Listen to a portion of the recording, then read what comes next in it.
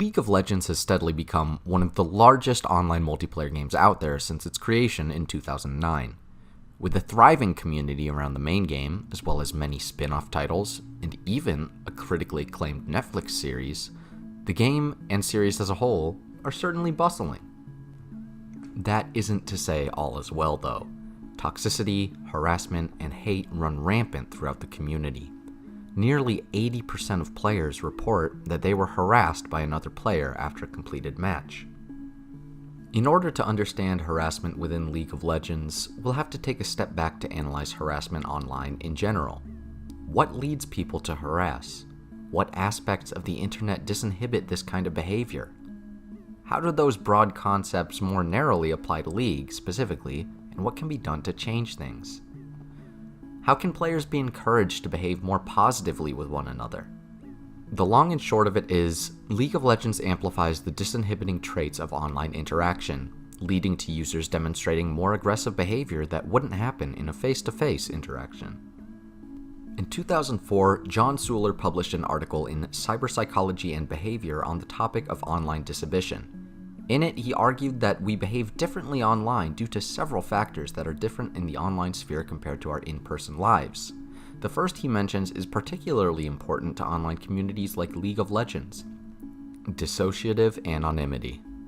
Another important aspect of online interaction is what Suhler refers to as dissociative imagination. These two concepts have a lot of overlap, but the long and short of it is this.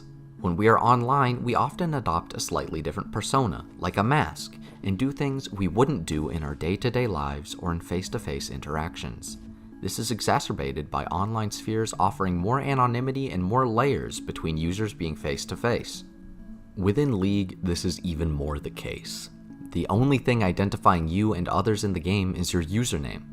Profile pictures are all chosen from a library, and very little other information is available about players. When you're interacting in-game, you're next to anonymous.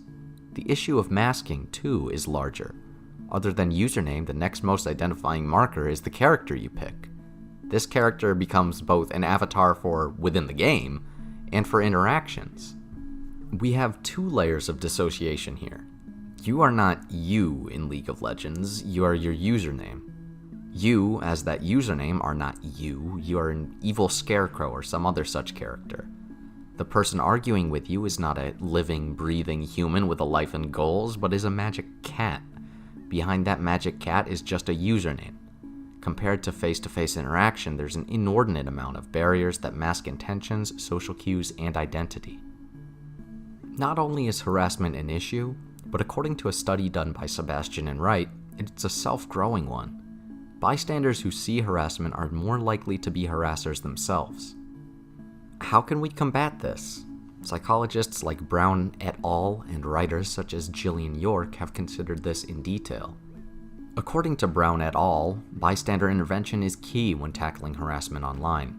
In their study, they focused on the issue of racism on social media, but their insights on bystander intervention will hold for the broader range of online harassment. York, on the other hand, takes a cautious line, noting that automatic moderation, the type of which League of Legends already uses, won't solve harassment alone. By combining these two ideas, we can come up with a plausible solution to the issue of harassment in-game. The key seems to be to motivate players to report harassment when they see it.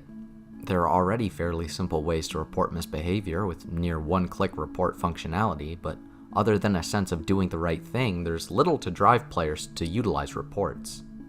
A small incentive would solve this problem. League has a few different types of currencies, some play to earn, others more premium. By offering a small bit of one of these currencies for a valid report and subsequent punishment of a user who harasses, we could see more users call out harassment when they see it by using the report functionality, rather than simply being bystanders. This would hopefully curb harassment by seeing more punishments for misbehavior come down. Whether this would work in practice is up for debate, but given the nature of online interaction, and how interaction in League specifically is driven by these principles of online interaction, it only seems proper to use another online principle to combat harassment in-game.